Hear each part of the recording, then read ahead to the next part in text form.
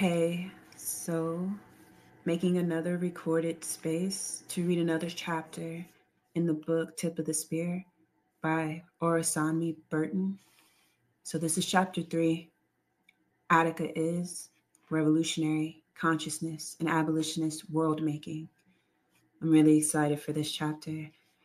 But while I get the book prepared so I can read it, I'm going to go ahead and play another song from one of my favorite albums. So if you listen to chapter 2, I played the song Police State off this album. It's Dead Prez Let's Get Free is the name of the album. And this track that I'm going to play is called Behind Enemy Lines. So I'm going to play that song while I get the PDF pulled up on my laptop to begin reading chapter 3.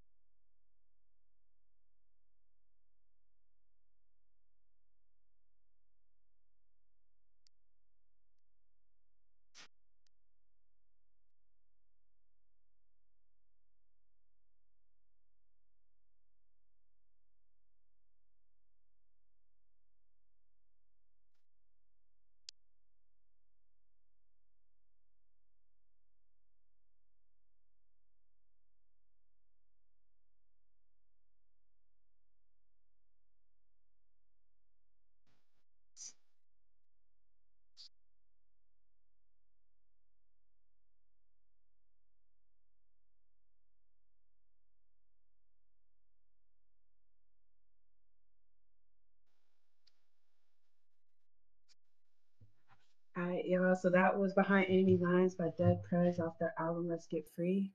I'm going to start chapter 3, Attica Is, from Tip of the Spear by Orisanmi Burton. And let's see, hopefully the space holds up and doesn't freeze up like it usually does. All right, so a heads up, y'all are going to hear me like stumbling through the words, mispronouncing things. I'm human, but hopefully y'all still get to enjoy it. All right, so chapter 3, Attica Is Revolutionary Consciousness and Abolitionist World Making. Recovered by state investigators from the detritus of the Attica Rebellion, an errant sheet of notebook paper outlines 3 categories of political actors. The pragmaticists asks for practical institutional reforms without challenging the very foundations of the established order. 2. Existentialists no longer believe in institutionalized reform, but rebel culturally rather than politically. And finally, come through the revolutionary protesters, i.e., the militant minority, which believes that the American society is so corrupted by its military industrial governing class and its imperialistic foreign policy that only a revolutionary upheaval could bring meaningful change. Penned by an unknown hand, the document envisages the diverse political currents circulating among the rebels, currents representing multiple genealogies, this word I always mess up, epistemology, I hope I said that right, of ontologies of struggle. The invitation to engage with the Attica Rebellion's political disabilities, it overrepresentation as merely a critique of brutality, a rational negotiation between the state and its subjects, and a demand for prison reform. Blood and Water, the Attica Uprising and its legacy, Heather Ann Thompson's history of Attica, is emblematic of this prevailing approach.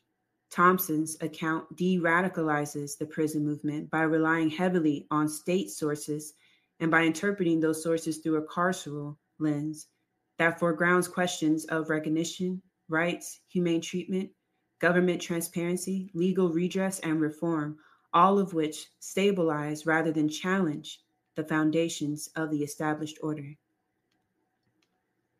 She writes that in the lead up to the rebellion, not only had the prisoners been developing a critique of poor prison conditions, but they also had begun to discuss how they might reform their institution, what they might do concretely to get the state to treat them as human beings who were serving their time, not as monsters deserving of abuse and neglect.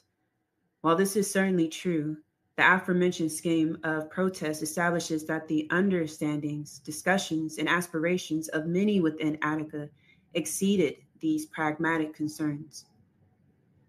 So basically, what I just read is how the story of Attica gets told from like academics relying on state sources in order to tell the story. So they go to the state for facts and then present it to the public through a very watered down liberal lens. And that shapes our whole understanding of what happens because a lot of us rely on these books in order to know about these events. And what Orisanmi Burton challenges us to always remember, as well as other writers who take this approach too, is that the state will never tell you the full truth, especially nothing that has to do with revolution and revolt, about the oppressed people that it seems it wants to continue to oppress. So that we should really be very much informed and rely on each other, our oral traditions, as well as being archivists ourselves and recounting our own history and control our own narratives. Because the state controlling a narrative is also an arm of warfare, and we need to start seeing it in that way. I'll continue. Nonetheless, across nearly 700 pages of text and footnotes, Thompson's never once evokes the powerful abolitionist tendency that flourished among the rebels. Basically, Thompson is the person who wrote Minnie's source material for Attica, and she never talks about the prison abolitionist aspect that the captives themselves had many a times spoke to. Again, state controlled. Let me grab some water.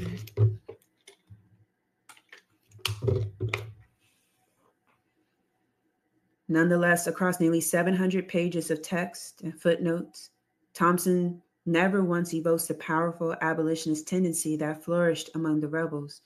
When Thompson mentions quote unquote revolutionaries, she does so almost exclusively in quoting statements by prison commissioner Russell G. Oswald, New York Governor Nelson A. Rockefeller, and other white antagonists of the rebellion.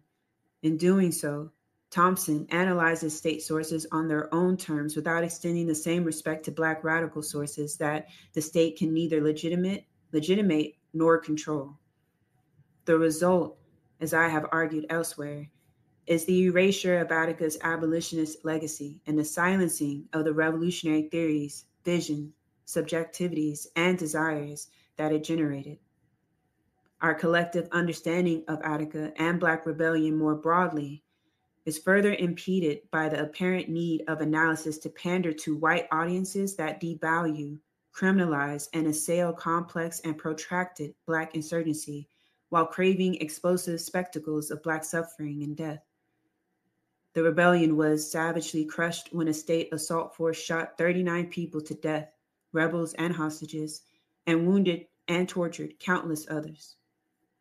Across the various journalistic, cinematic, and scholarly narrations of Attica, we have been led to believe that what is most important about the event is its repression, the way in which the state deployed then attempted to conceal overwhelming violence against it. While I offer an extended exegesis and theorization of the massacre in the following chapter, I agree with the Institute of the Black World, IBW, who, just days after the massacre, wrote that it is much easier for us to grasp the despicable treachery of the state officials of New York than it is to digest the meaning of Attica.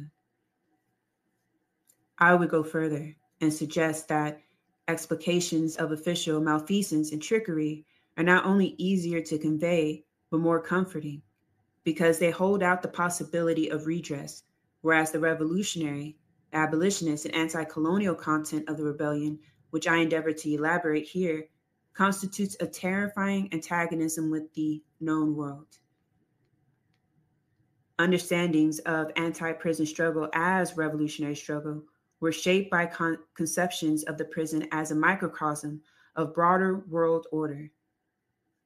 For Attica, captives like John, I don't know how to say this name correctly, so forgive me, Sacagawea Hill, the dehumanization of imprisoned people was unique in its intensity, but not its form.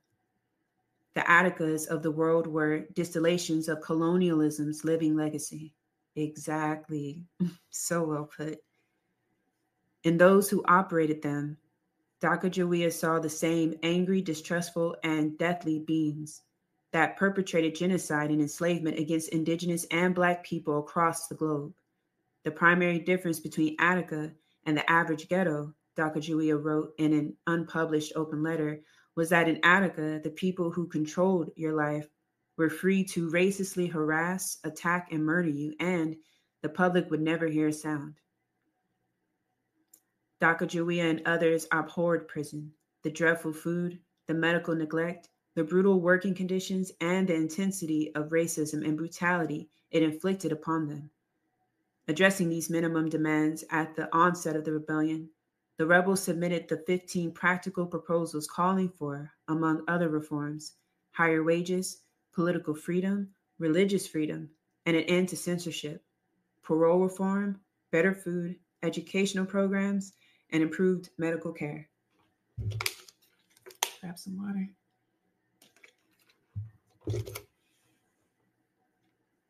However, Sacagawea was uninterested in pleading for what he called antidotes for the population's suffering. Rather, he and others desired a remedy for that which caused the disease in the first place.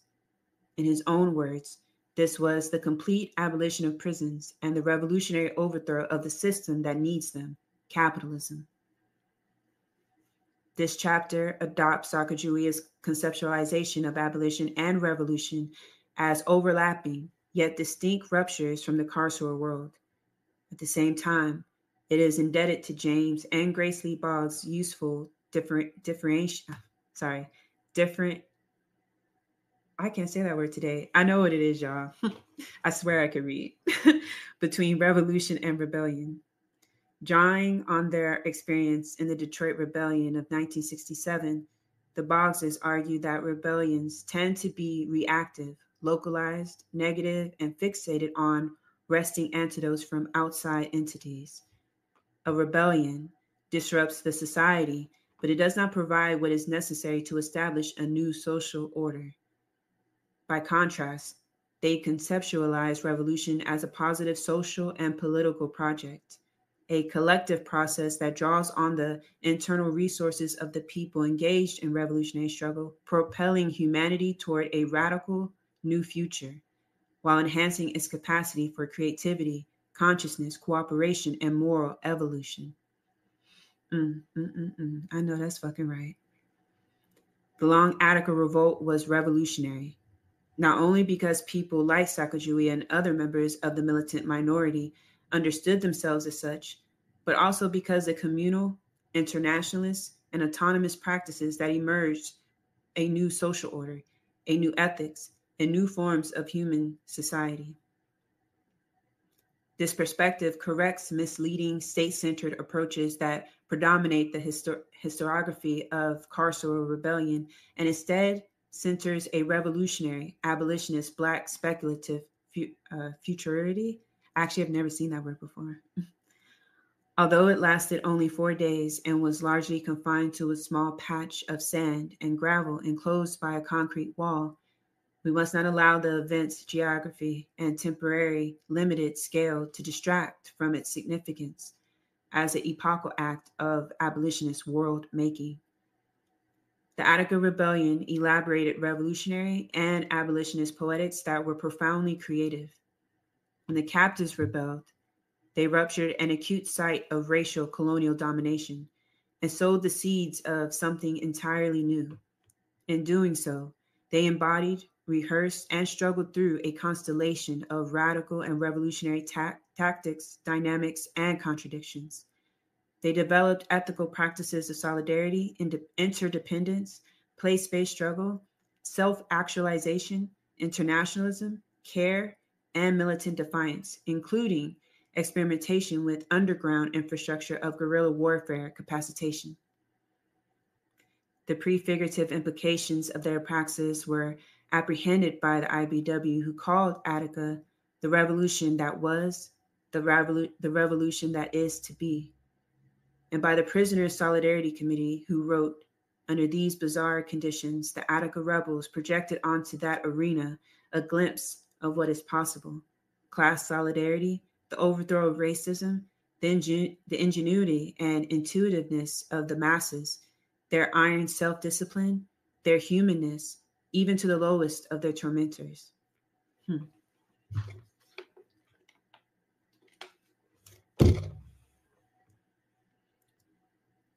The prefigurative implications of their praxis were apprehended by the IBW, who called Attica. Oh, sorry, I read that part.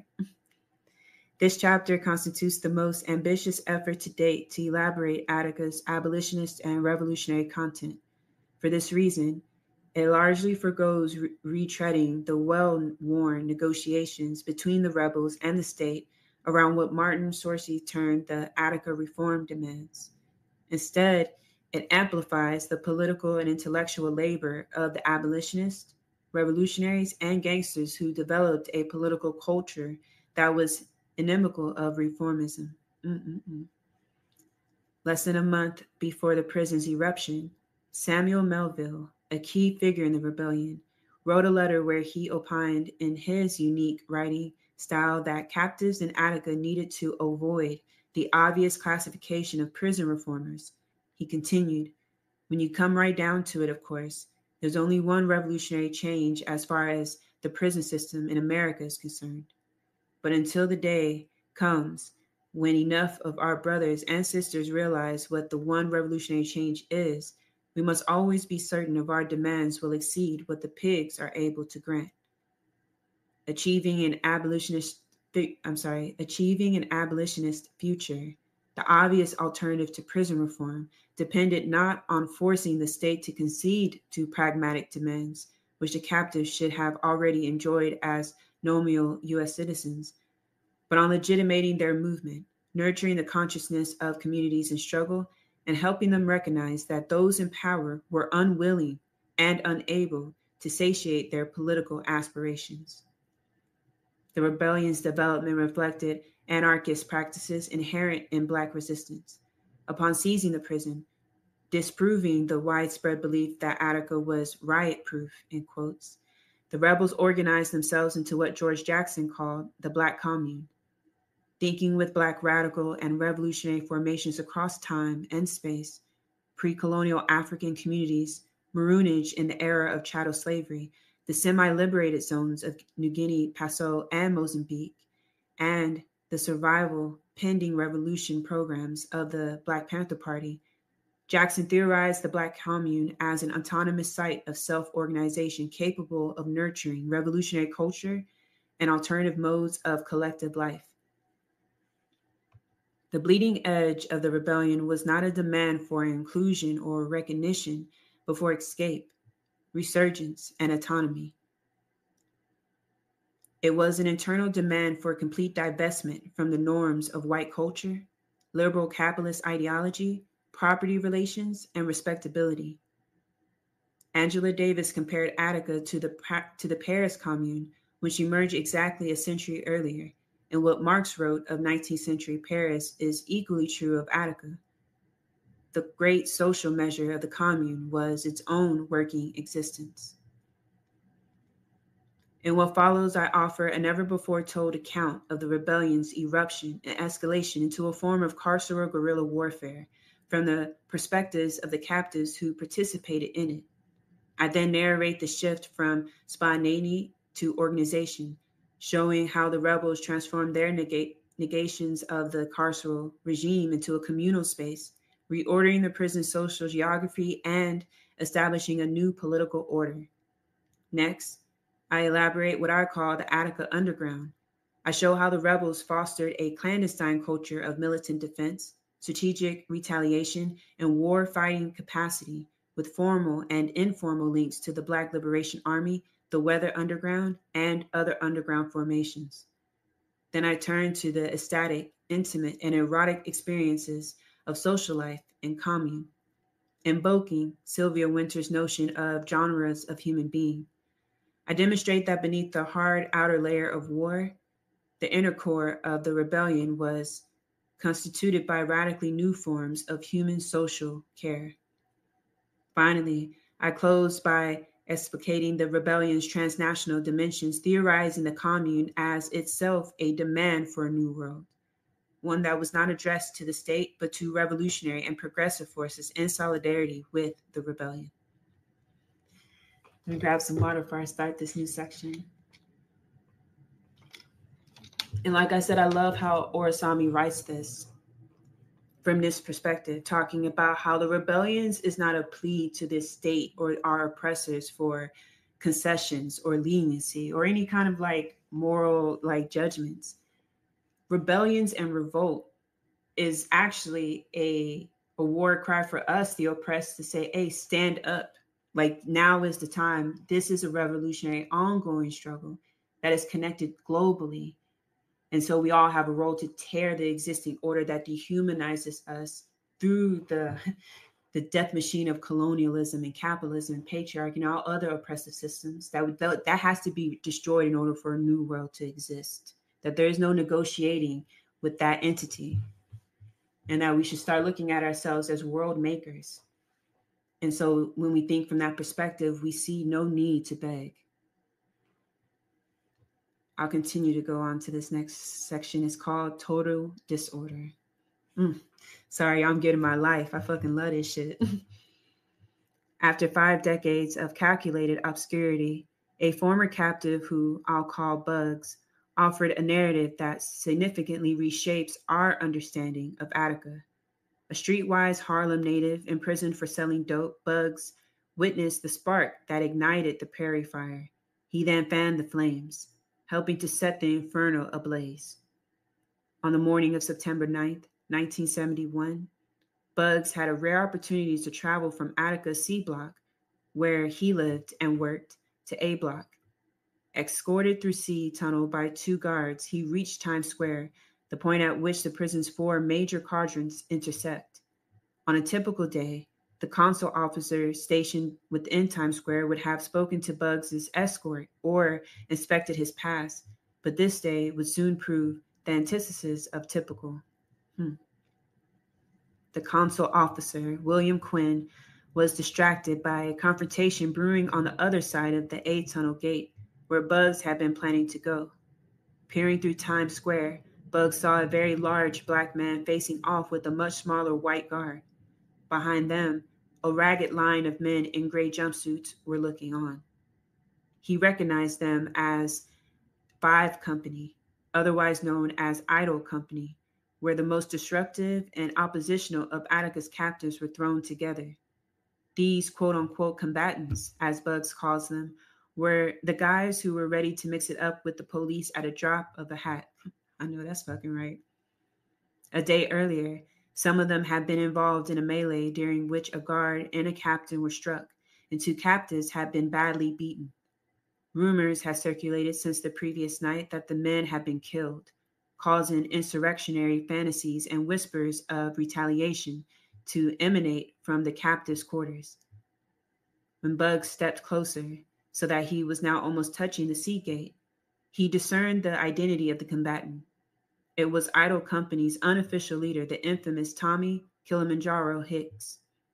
Hicks is somewhat of a mythical figure for those knowledgeable about New York prisons during this era. A brief write-up in the underground press claims that he hated all symbols of state authority, due in no small measure to a confrontation in which a beat cop shot his 2 front teeth through his face. Depending on who you ask, a picture will emerge of a genius, a brute, a menace, a killer, or a revolutionary. Hicks was one of the Black Panther Party's and Black Liberation Army veteran Sekou Odinga's first political mentors. Odinga, a legend in his own right, described Hicks as a George Jackson-like figure, an autodidact. Sorry, I don't know how to say that. It's autodidact. I think I said that right. Polyglot, scholar, and a apologist of the highest order.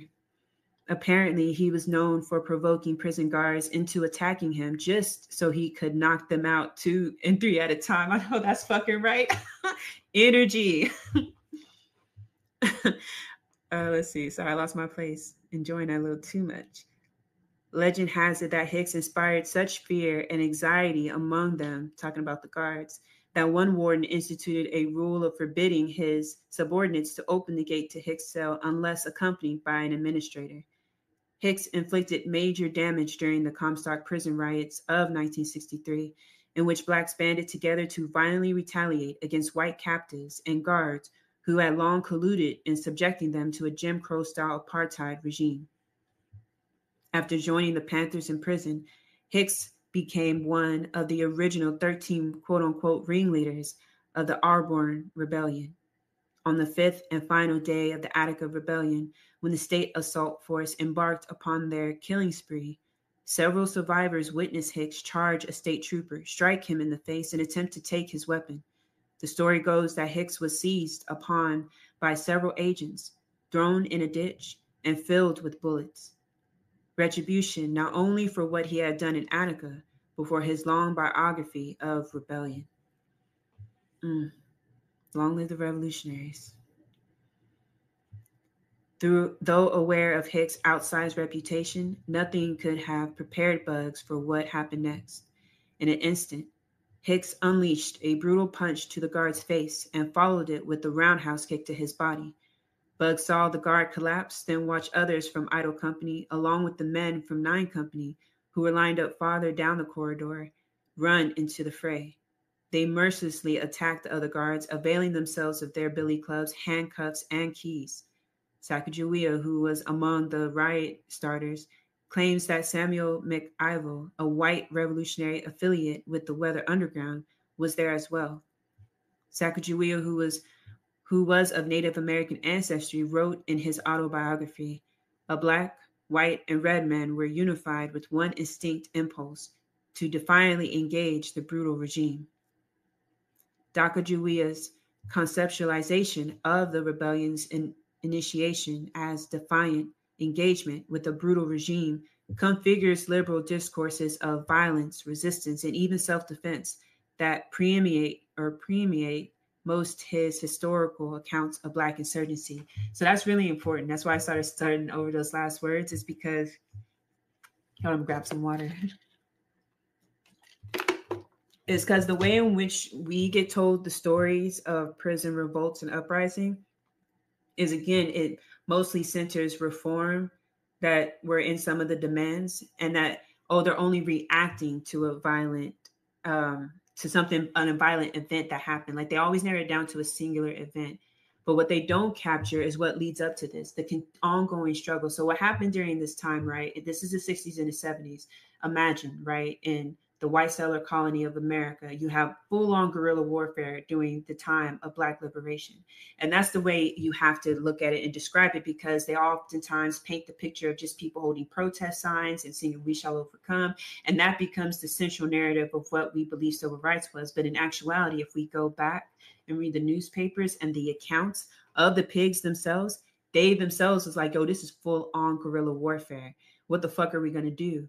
And then the business class themselves are also noticing like, oh shit, they're finna upend the social order of things. That's how hard motherfuckers was going. So what the business class did, of course, is create wet blankets through co-opting movements, through buying off people, of course, working hand in hand with the state to preserve the white settler colony of America. But the reason why I say it's important in the way we look at prison uprisings is because, again, you had those militants that were once in the outside fighting the resistance struggle, now being captive by the state. The struggle doesn't end there. They understood and they implemented very well that now their job is to create not only political programs in which they raise the collective consciousness of the other captives, but then to also to form networks to keep the struggle going forward ever is always the goal. So, and they did that is they had little revolts everywhere. For instance, I told y'all about Kasim Giroux, the inmate that I talked to and that I posted here. We just talked this morning, actually. He was telling me about a hunger strike that was ongoing that allowed them to get an extra hour so that he could call me and we could talk for 30 minutes, and how the prison officials originally lied about it and said that, it was only a few people. Once they got out into the yard, though, they found out that it was actually a whole block that was taking part in this hunger strike. So basically what I'm trying to say and tie from the present to the past to what we just read about the people who are held captive by the state understand that their revolt, that their struggle is part of a larger picture. And that it's not just about like, oh, some guard did something, we reacted. They're like, no, we were always building and organizing towards this inevitability of a revolt.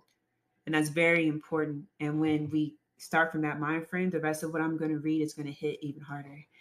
So let me continue. Let's see. Dr. Julia's conceptualization of the rebellion's initiation as defiant engagement with the brutal regime reconfigures liberal discourses of violence, resistance, and even self-defense that permeate most historical accounts of Black insurgency. The word engage has overlapping connotations: to expose oneself to risk, to entangle, entrap, or interlock with, to enter or to bind or pledge, as with marriage. Already ensnared at the fulcrum of a brutal regime, these captives who formerly occupied distinct rungs of the social colonial order willingly hurled themselves deeper into the carceral war zone, exposing themselves to greater suffering in order to momentarily redistribute the violence. Just, revolutionary, man. Upon beating the guards into submission, rebels from both companies turned their attention to a gate, the only barrier preventing their insurgency from spreading to the rest of the prison. As they struck the gate with their bodies, clubs, and industrial mop wringer made of solid steel, Bugs could hear Officer Quinn, confident that the Times Square gate that shielded him would remain unyielding, hurling racial epithets and threatening the rebels with retribution. Then it happened. The contingent development that could not have been foreseen nor planned for. Bugs still remembers the loud pop that echoed through C tunnel when the bolt holding A gate in place gave out. A flood of enraged beings instantaneously poured into Times Square. In that moment, Quinn represented the empire, the state, the police. He represented Attica itself. He represented all the humiliation and pain that oppressed people had endured for centuries. The melee that followed was one of the most incredible displays of unbridled hatred ever unleashed against the enemies of humanity, wrote Dr. Julia. It would only be compared to a nuclear explosion. The group seized upon Quinn, subjecting him to repeated blows that crushed his skull. He died 2 days later, the only prison guard to be killed by prisoners during the Long Attica Revolt. When A gate fell, Bugs turned and saw that one of his escorts had fled in the opposite direction. The other stood petrified, mouth agape, showing a mixture of terror, curiosity, and disbelief on his face. Without thinking, Bud snatched his baton and gave him a firm slap across the face. I know that's fucking right. Had he done this just 60 seconds earlier, Bugs would have paid a severe price. But in that time, conditions had changed drastically. At that moment, with no backup in sight and nothing standing between him and the onslaught, the guard fell to his knees and began to sob. The fragility of the guard and the gate symbolizes the fragility of empire and exposes the public transcript of its imprimability as mythology. Come on now, wake that shit the fuck up. And that's what always happens, right? When the oppressed revolt, it exposes the fragility of empire. So how I tell people to recognize people who act as wet blankets or collaborators with the state is when they start with that rhetoric of, oh no, now is not the time. It has always been the time. Matter of fact, a lot of us are late because the revolutionary struggle has been ongoing, especially by those who are held captive by the state behind enemy lines, aka a network of concentration camps, aka the prison industrial complex. That war is still ongoing even as we speak. As had become, well, let me grab some water.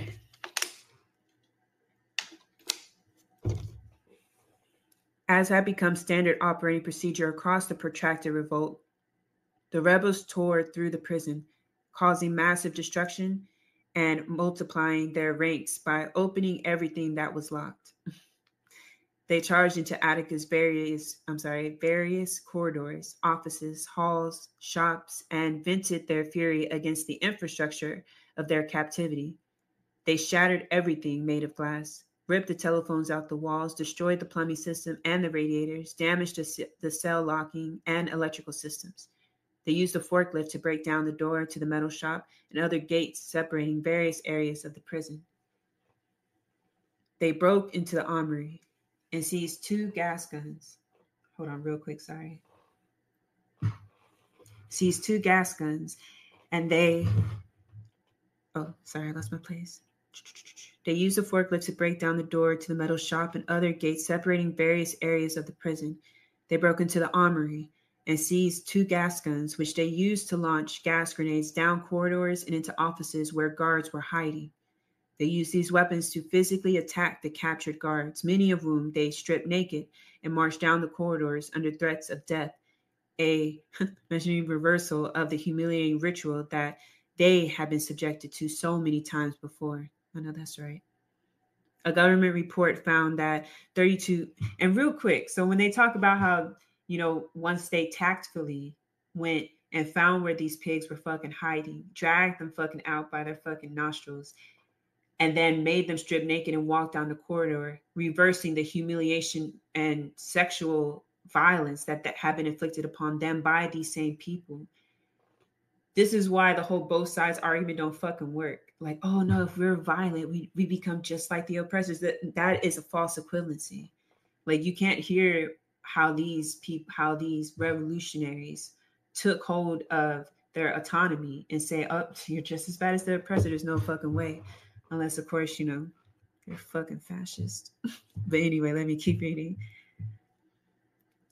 A government report found that 32 prison employees sustained injuries ranging from bruises, cuts, and tear gas burns to severe lacerations, requiring numerous stitches, concussions, and broken bones.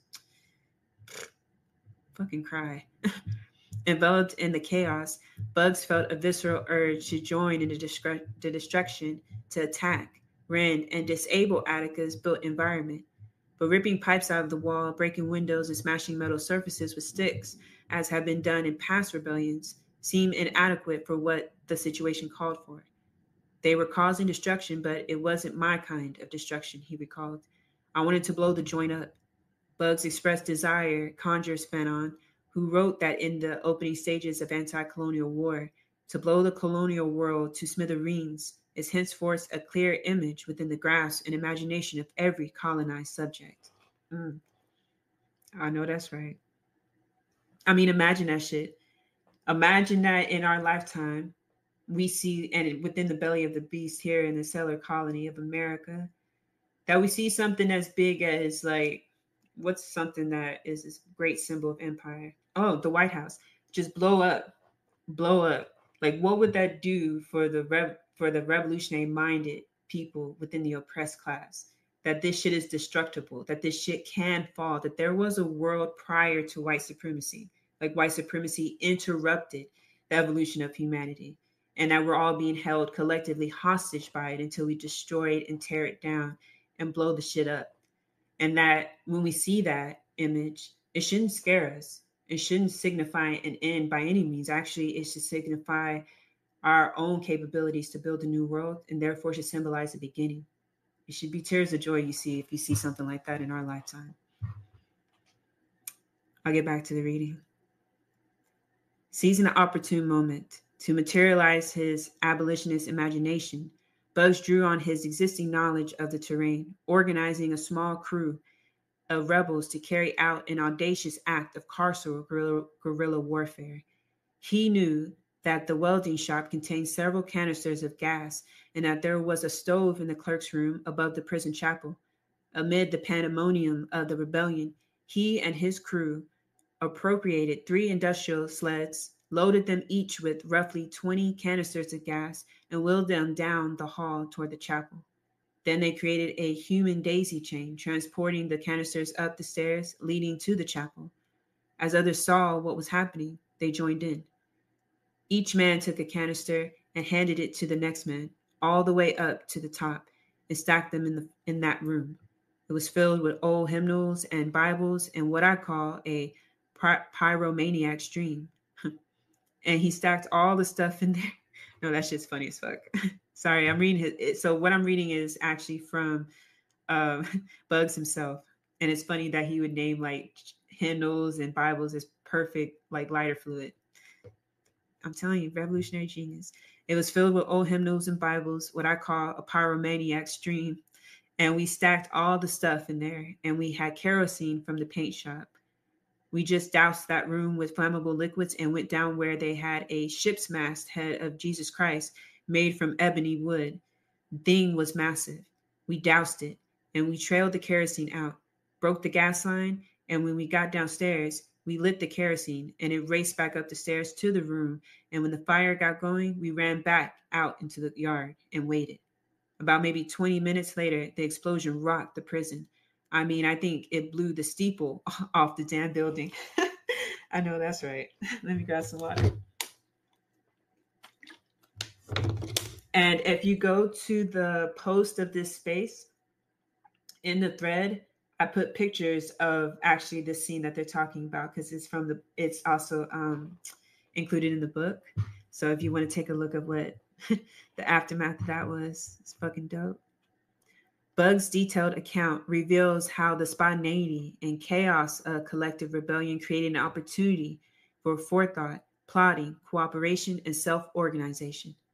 Wondering about his targeting of a religious institution that figured so prominently in colonial conquest, I asked Bugs why he blew up the chapel. He responded that the church had no significance whatsoever, that he targeted it simply because it was there. When I asked him why he sought to cause so much damage, why he wanted to blow the joint up, he said, because I was a New York State prisoner and I was full of rage. So when I got a chance to show what I thought, that's what I thought to do. Empowered by the context of rebellion, Bugs was able to honestly convey the depths of his anti-carceral animus. This criminalized praxis exists in tensions with the much contemporary abolitionist discourse, which seems to actively avoid dealing with destructive engagements of this sort. Okay, wake it the fuck up, Orisanmi, because I can tell you the prison abolitionist of today is so fucking watered down and co-opted. It's fucking ridiculous. And my people is locked up behind enemy lines say the exact same thing. So hopefully they'll get time out tonight, Kasim, and he's going to leave a recording that he wants me to play for this space. And it's basically what him and his comrades talk about locked up, about the state of prison abolitionists and those who call themselves on the left, and how far behind they are in the ongoing revolutionary struggle and what's needed. So hopefully the next chapter I read, chapter 4, will have that included. I'll get back. This criminalized process exists in tension. Oh, a notable exception can be found in the scholarship of Sarah Haley, who offers the concept of sabotage for thinking about calculated, agenic, and targeted acts, such as the leveling of Attica's chapel. Haley writes that although sabotage mobilizes the will to break and transform rather than to tweak, it not reducible to the destructive act, nor is it solely about attaining a rational notion of victory over oppression. Instead, it is about the practice of life, living disruption, rupture, and imagined futures. It is about the development of epistemologies of justice and collectivity, constatation of the binaries, and produced through Western judicial doctrine and the individualizing ethos of criminal punishment, enacted against infrastructures that deform, constrain, and incarcerate life. A new theory of living is inherent in the act of sabotage. It disables the existing regime and enables the emergence of new forms of being that had previously been impossible. So you're going to notice that throughout this chapter is that the theory or the praxis of world making, you'll hear that theme over and over and over again.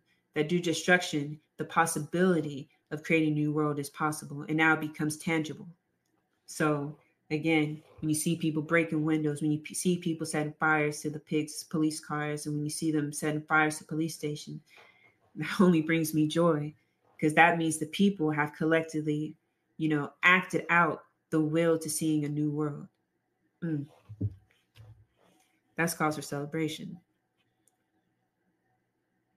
By the time the chapel exploded, Bugs had made his way to Diyard, where the rebels had gathered their hostages and began to congregate. He remembers the eerie silence that fell or befell the ensemble as they watched thick plumes of black smoke pouring from the roof. Attica's siren was now blaring, meaning that the walls that surrounded them would soon be surrounded by armed agents of the state. Bugs recalls this as the threshold, a moment where the rebels realized that a line had been irrevocably crossed. None of them knew where their rebellion was headed, but it was clear that they could not turn back. Get some water. This next section is called Building the Black Commune. Although Roger Chapman was more of a pragmaticist than a revolutionary, his intervention at a critical point in the rebellion helped set it on a revolutionary trajectory. Imprisoned for armed robbery, Champ, as he was called, was well respected throughout the population. He was an Army vet who had done tours in Korea, the Philippines, and Japan, a skilled quarterback on the football field, and an exceptional legal scholar who had helped dozens of men overturn their cases and win their release from prison. Chapman had left his cell only after the chaotic opening moments of the rebellion subsided. As he made his way through Diyard, he beheld a mass of uncaged people with no purpose, direction, or objective. Most were just milling about, but others were fighting, having sex. Some men were reportedly raped, devouring the available food, vandalizing the prison walls, and getting high on seized drugs. Belligerents wanted to do further harm to hostages, but were prevented from doing so by the NOI, fearing racial revenge for their history of collusion with the guards. Several white captives had formed their own clique and were preparing to defend themselves from attack. Overwhelmed by the gravity of the situation, Chapman sat for several moments of silent contemplation. On the one hand, he knew that if left to remain on its current trajectory, Diyard would implode and the prison would be swiftly retaken before the captives could accomplish something more. On the other hand, he had only a few years left on his sentence and knew that if he got involved, his chances of being paroled anytime soon would be dashed. Ultimately, deciding that the collective good was more important than his individual desires, Chapman grabbed a bullhorn, stood on a picnic table, and addressed the assembly. Although his exact words have been lost to history, witnesses recall him demanding discipline, organization, and unity. He told those in Diyard that the wall surrounds us all. that it was time to eliminate fights among ourselves and focus our hostilities outside. That is incredibly brave to do. And I want y'all to look up a Louisiana rebellion by what's called the Pennington Two. And when you hear their story and how they're still locked up for life because of their involvement in that, it reminds me of something like this. Like they had that same decision. They were actually going to get out. They was like, okay, I can either stand with the oppressed or I can be individualistic and just go for what's mine. And they chose the people. And it's called the Pennington Two. Probably if you type it on like my page and put Pennington 2, to come right up because I did talk about them and put a documentary available that's free on YouTube. Let's see. Sorry, I lost my place.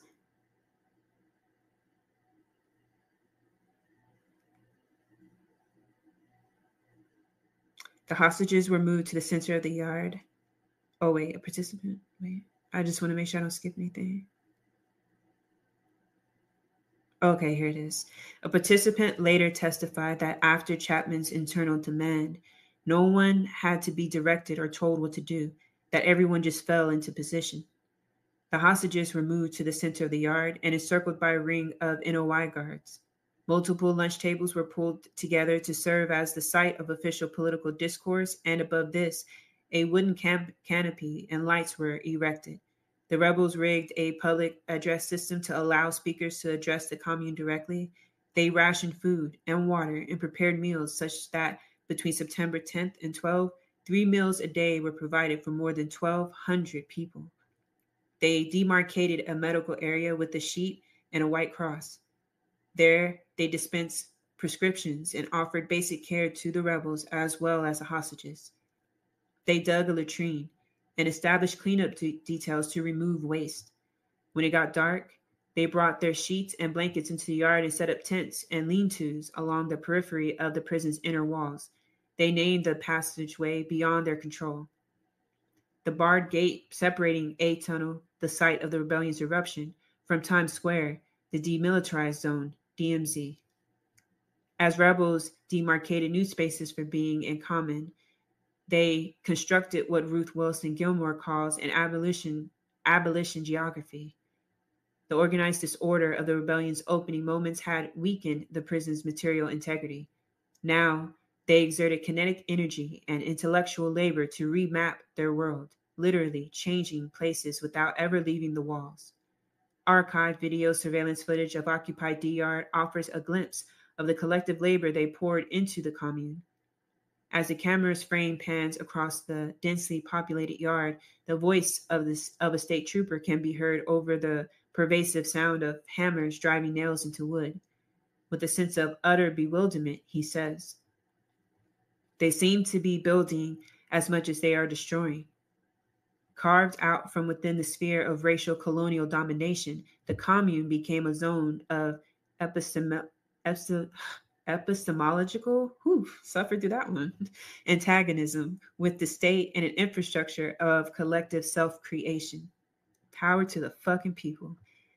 Comprised of embodied consciousness and collective physical, intellectual, and emotional labor, the captives developed this infrastructure not only to meet their immediate needs, but as a model for the political forms that would be needed in the future. As such, they became what Joy James calls architects of abolition, creating a historical blueprint for an abolitionist world that future generations can study and learn from. Very important. And that's one of the reasons why the state waters down and also creates a barrier of communication between us and those held captive by the state, because there is so much we could be learning from them as people, what I call on the front lines, aka why Orisanmi calls it the tip of the spear. Like they are literally in an ongoing struggle with the state, and we don't view it in that way because of our indoctrination of seeing them as criminals, of seeing them having been guilty of a crime, as though there could be justice on stolen land in the first place. But we are missing so much from the disconnect between us and our people that are locked up by the state. So I encourage people to start writing to people locked up, join abolitionist group, and begin radicalizing those wet blanket motherfuckers into literally looking at us, at our people as prisoners of war. Dr. Julia's maternal ancestors belonged to the Haudenosaunee Confederacy, and I know I mispronounced that terribly, otherwise known as the Iroquois Confederacy, and were indigenous to the land upon which Attica was built. He experienced the commune's emergence as the creation of a decolonized space-time, refracting the indigenous concept of the medicine wheel through Black and Red Power rhetorics. Dr. Julia wrote, on September 9th through 13th, 1971, a new nation was born, a time when all four walks of this earth came together to make a change for social and human dignity at any cost, even if it meant our lives. DR became an exuberant space of disalienation, liberation, and oneness, an example of what solidarity and revolutionary struggle could produce. The rebels established a new political order within DR's abolition geography. Elections were held in which representatives from each cell block were chosen to serve on a committee of spokesmen. Their instance of calling themselves spokesmen, in quotes, rather than leaders, resonates with Fanon's assertion that, contrary to Western bourgeois ideology, ordinary people in struggle are capable of governing themselves.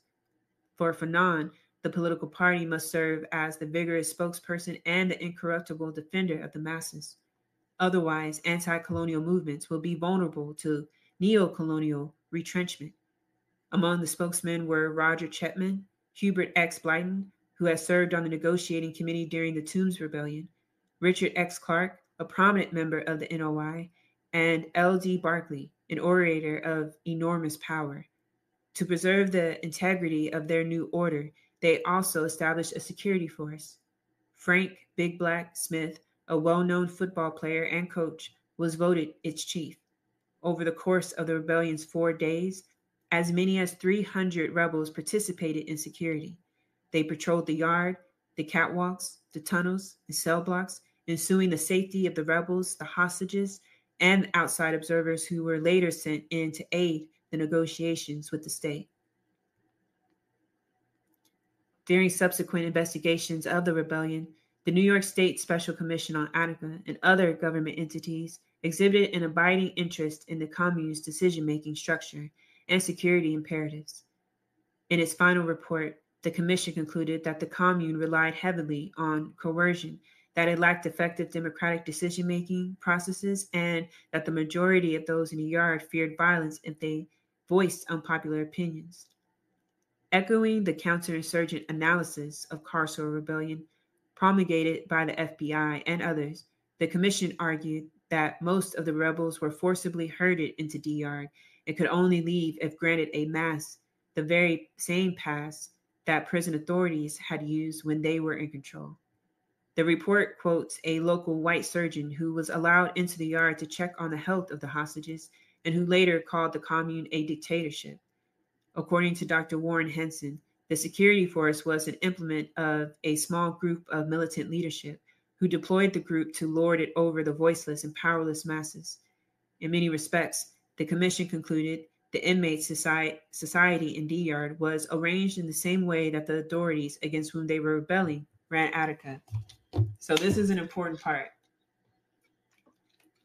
So what I just read was a report from the institution. And why they framed it that way is something we should ask when reading this, even though it has been answered in the previous chapter, that they need us to believe that we are incapable of governing ourselves, that we need a leader, that we need authority. So therefore we need fascism.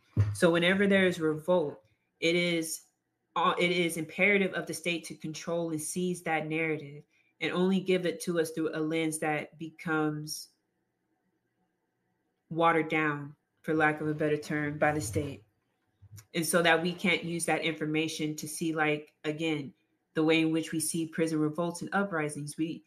It's not often talked about on how it's a part of the larger colonial structure. And also, too, it's not talked about how the current struggle is ongoing behind prison walls. And that a lot of us cannot name a single prisoner who's not, like, well known, right? And that we should.